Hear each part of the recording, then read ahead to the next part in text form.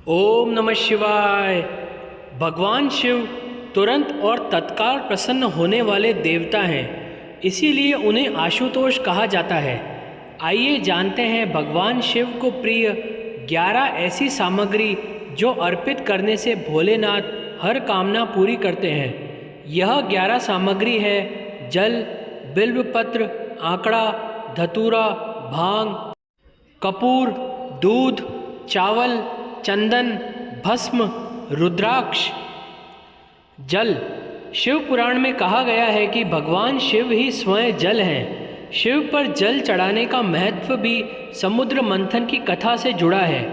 अग्नि के समान विष पीने के बाद शिव का कंठ एकदम नीला पड़ गया था। विष की उष्णता को शांत करके शिव को शीतलता प्रदान करने के लिए समस्त देवी देवताओं ने उन्हें जल अर्पित किया। इसीलिए शिव पूजा में जल का विशेष महत्व है। बिल्वपत्र। भगवान के 3 नेत्रों का प्रतीक है बिल्वपत्र, अतः 3 पत्तियों वाला बिल्वपत्र शिवजी को अत्यंत प्रिय है। प्रभु आशुतोष के पूजन में अभिषेक व बिल्वपत्र का प्रथम स्थान है।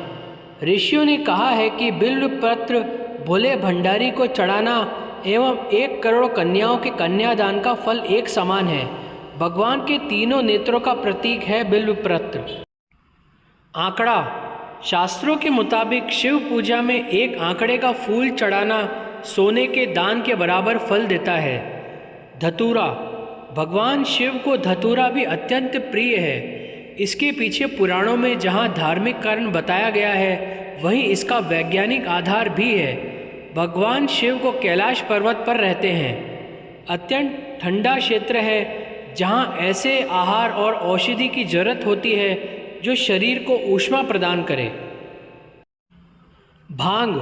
शिव हमेशा ध्यान मग्न रहते हैं। भांग ध्यान केंद्रित करने में मददगार होती है। इससे वे हमेशा परमानंद में रहते हैं। समुद्र मंथन में निकले विष का सेवन महादेव ने संसार की सुरक्षा के लिए अपने गले में उतार लिया।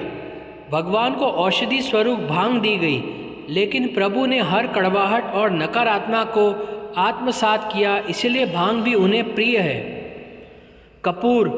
भगवान शिव का प्रिय मंत्र है कपूर गौरम करुणावतारम, यानी जो कपूर के समान उज्ज्वल है।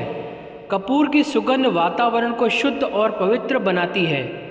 भगवान भोलेनाथ को इस महक से प्यार है, अतः कपूर शिव पूजन में अनिवार्य है। दूध। श्रावण मास में दूध का सेवन निषेध है। दूध इस मास में स्वास्थ्य के लिए गुणकारी के बजाय हानिकारक हो जाता है। इसीलिए सावन मास में दूध का सेवन न करते हुए उसे शिव को अर्पित करने का विधान बनाया गया है। चावल। चावल को अक्षत भी कहा जाता है और अक्षत का अर्थ होता है जो टूटा न हो। इसका रंग सफ़ेद होता है। पूजन में अक्षत का उपयोग अनिवार्य है। किसी भी पूजन के समय गुलाल, हल्दी, अबीर और कुमकुम अर्पित करने के बाद अक्षत चढ़ाए जाते हैं। अक्षत न हो तो शिव पूजा पूर्ण नहीं मानी जाती। यहाँ तक कि पूजा में आवश्यक कोई सामग्री अनुपलब्ध हो तो उसके एवज में भी चावल चढ़ाए जाते हैं। चंदन। चंदन का संबंध शीतलता से है। भगवान शिव मस्तक पर चंदन का त्रिपुंड लगाते हैं। चंदन का प्रयोग अक्सर हवन में किया जाता है और इसकी खुशबू से वातावरण और खिल जाता है। यदि शिवजी को चंदन चढ़ाया जाए तो इससे समाज में मान सम्मान बढ़ जाता है। भस्म। इसका अर्थ पवित्रता में छिपा है। वह पवित्रता जिसे भगवान शिव ने एक मृत व्यक्ति की जली हुई चिता में खोजा है, जिसे अपने तन पर लगाकर वे उस पवित्रता को सम्मान देते हैं। कहते हैं शरीर पर भस्म लगाकर भगवान शिव खुद को मृत आत्मा से जोड़ते हैं। उनके अनुसार मरने के बाद मृत व्यक्ति को जलाने के पश्चात बची हुई राख में उसके जीवन का कोई कण शेष नहीं रहता। रुद्राक्ष। भगवान शिव ने रुद्राक्ष उत्पत्ति की कथा पार्वती जी से कही है। एक समय भगवान शिव जी ने 1000 वर्ष तक समाधि लगाई। समाधि पूर्ण होने पर जब उनका मन बाहरी जगत में आया तब जगत के कल्याण की कामना वाले महादेव ने अपनी आंख बंद की।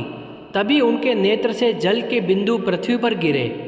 उन्हीं से रुद्राक्ष के वृक्ष उत्पन्न हुए और वे शिव की इच्छा से भक्तों के हित के लिए समग्र देश में फैल गए। उन वृक्षों पर जो फल लगे वे ही रुद्राक्ष हैं। हर हर महादेव।